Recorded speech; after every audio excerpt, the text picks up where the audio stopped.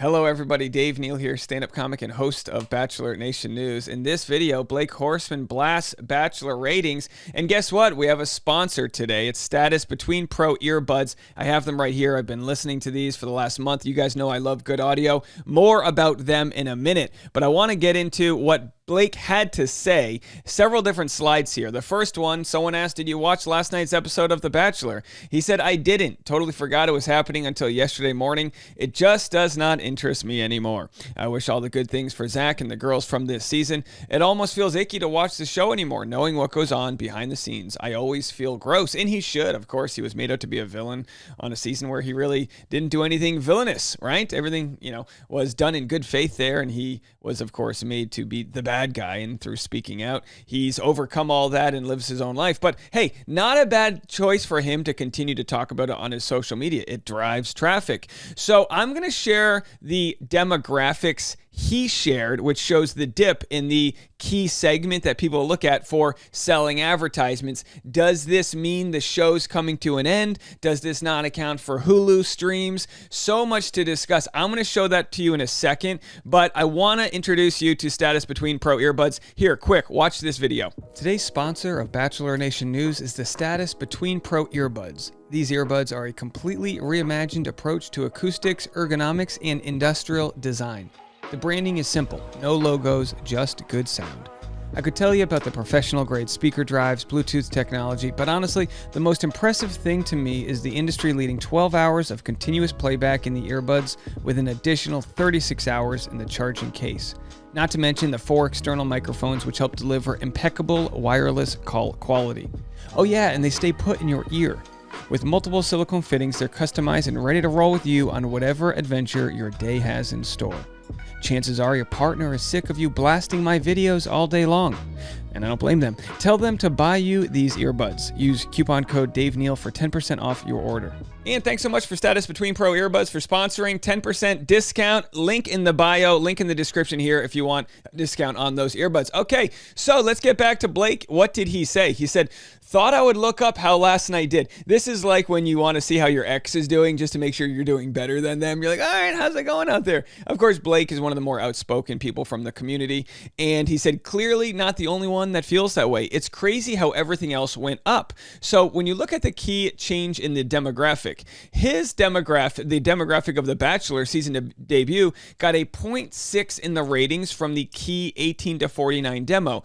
Advertisers want to see, are people in the 18 to 49 demo watching, because those are the people with the biggest purchasing power that buy things. And the slip was down 34%, which was one of the only shows that it was down. Other shows were up 47%, 37%. When I look at these numbers and see these big percentages, it just looks volatile to me, and I don't trust these numbers here. Just because, what's the difference between a 0.4, a 0.5, a 0.3? Like, these numbers don't seem like they matter in today's world of streaming, but people are reporting on it and looking at it in a different way, kind of like we do with the news, right? We'll get the same story and get different points of view. TV Fanatics said the numbers for Monday, January 23rd are in, and it was another night of mixed returns. The Bachelor had 2.9 million viewers and a 0.6 rating, down quite a bit versus last season's premiere of 3.5 million. And the ratings for the season premiere of The Bachelor are really a reflection of how fans feel about the previous season. And if the show does well, which I actually think most people have said the show season premiere was pretty good. People that I've spoken to in chat rooms that I've read, people say, oh, it looks like a pretty good season. Maybe they're going to be over the needless drama and actually try to find love. If that is the case, my guess is that ratings will improve. With their trajectory of broadcast TV, the erosion is no surprise. But the venerable reality series typically bounces back as the season is airing. Yeah, not everyone catches the premiere. Everyone knows you're not going to get that much information out of the premiere. So if you decide to start watching the show in 3 weeks, you can binge watch a couple episodes. So several things are happening here. We're not accounting for a lot of streaming views, and also we're not accounting for people that will binge watch, because it used to be back in the day, if you didn't catch it on the premiere night, you had to either watch the repeat next week or you just never watched it. And now we know, of course, you can catch that later on. And other people have reported with the same numbers and say the ratings, The Bachelor premiere gives a Monday primetime rose to ABC.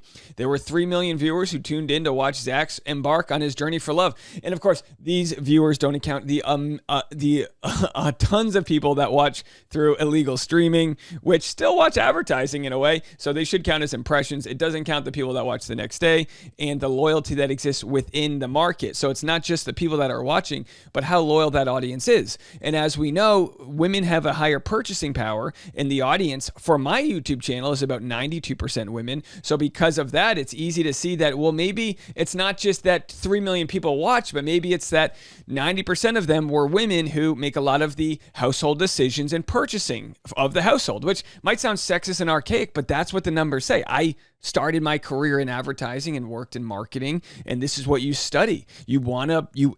Actually, to be quite honest, my channel makes more money per viewer because our audience is primarily women. So YouTube, owned by Google, which is the largest advertising company in the world, has also agreed that women are worth more money. The Bachelor premiere gave a Monday primetime rose to ABC as the network earned the highest rating of the night with a score of 0.54 in the key broadcast demo, according to official live plus same-day Nielsen data. As viewers tuned in to watch new Bachelor Zach welcome 30 women to the Bachelor mansion and make his pick for the coveted first impression rose, season 27 premiere courted 3 million total viewers and earned a rating of 6.65, making The Bachelor the second highest rated program of the night. Well, I hate to say it, folks, this show ain't going anywhere. When you look at shows like Modern Family, where like every cast member was making $500,000 an episode, when you look at shows like, there are so many shows where cast members are making so much money that those shows cost a lot of money to make. We have to remember, The Bachelor pays their lead $100,000 for the season, and none of the other cast members get paid. The overhead for The Bachelor is so low, it is the easiest thing for ABC to keep on. You know, it's when you look at newspapers, you go every single day. When I used to work in PR, they go, well, how am I going to get my information printed in a newspaper? Easy. Every single day they're looking for information to fill in their newspaper, and it's archaic, and so is terrestrial TV. Every single day they need a show on at 8 o'clock, 9 o'clock, 10 o'clock. If they've got a show that is an absolute beast, like The Bachelor, The Bachelorette, Bachelor in Paradise, that gives them a total of something like 60 episodes a year, that's 120 hours a year where they don't have to worry, is the show going to do okay or not? It's like having a pitcher that's not your star pitcher who throws 98 miles an hour. He's your fourth pitcher in the 5-man rotation. He throws fastballs, low 90s. He doesn't walk too many batters. That's what The Bachelor is. It's actually reliable. And of course, we know, speaking of reliable, Nielsen facing criticism over accuracy of streaming video ratings.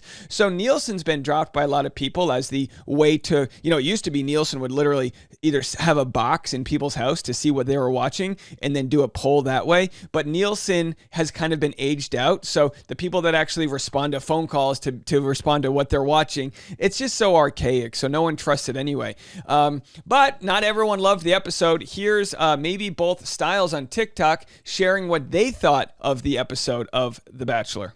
Anyways, The Bachelor stopped taking risks. Let's go back. Hold on one second here. There we go. To take on The Bachelor. I stopped watching halfway through the premiere last night because it was so freaking boring. The Bachelor is essentially what Abercrombie was in the early 2000s before they rebranded themselves into the Abercrombie we all know and love today. If you're unfamiliar with the Abercrombie from the early 2000s, they were racist, fatphobic, and completely inaccessible to the average working class parent who could not afford to pay a premium on children's clothing that their children were going to grow out of in 6 months anyways. Well, but if we're going to compare them, I'll say the thing is with The Bachelor, it's like they're not targeting to teens. Abercrombie was targeting this sexy lifestyle to teens with young models and this and that. So I would argue it's a little different there. These are adults on a dating show. Bachelor stopped taking risks, and by taking risks, I mean listening to their audience. There was a real missed opportunity there when Chris Harrison left to cast a female, diverse host, and instead they cast Jesse Palmer, who, no hate to Jesse Palmer, but he is the hosting equivalent of Wonder Bread. And now I would say, and I've said this all along, I don't think Jesse Palmer is Wonder Bread. He's 6'2",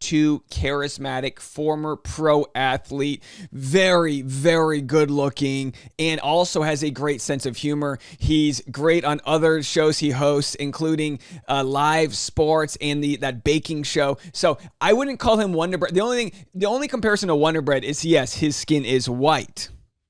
On top of that, they've cast a male lead that's another slice of Wonder Bread, because Wonder Bread isn't controversial and they don't want to stir up controversy. They just want to keep chugging along as they always have been. I actually think Wonder Bread is controversial because I think Wonder Bread's made buy with simple carbs and it's not good for you and it doesn't really have any intrinsic value. But that's just me. Wonder Bread, not a sponsor. This model may have worked 20 years ago, but it's not 2003 anymore, it's 2023. Like all businesses, you must adapt with the times or you go out of business. Nobody's making typewriters anymore because we don't need typewriters, we have computers. And The Bachelor is still trying to make a typewriter because they said they were good at it like 500,000 years ago. And apparently they're trying to tell people that we still need typewriters. So here's my let's finish what she has to say. Unsolicited piece of advice to the producers that they'll probably never see. Stop making safe choices because those safe choices are actually leading you into an unsafe territory where your show might get canceled. And look, I hope The Bachelor makes a comeback because I did enjoy it for many seasons. But until they realize that casting a white man with an uncontroversial personality does not make for good TV, I will not be watching this season or subsequent seasons, but I can't wait for the next Love is Blind.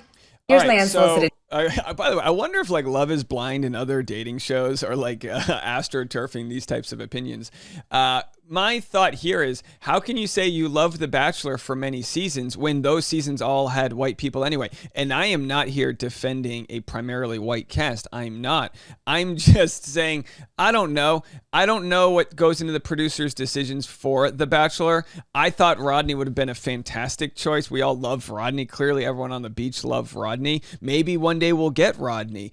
But I do respect people calling the show out. That's the way we find change. But anyway, that's just a differencing of opinion. You guys know that we like to share different opinions on our channel. A lot of people feel this way and are outspoken about the show. I wonder how the show would do. I mean, obviously they botched Matt James' season, so ratings for that season shouldn't even count because they didn't handle it well. But, comparing how Tayshia did to Jesse Palmer's a seasoned host, so Tayshia wasn't it. Not to say she was bad, but Caitlyn and Tayshia were good, but they were kind of like, they were never given the full hosting job.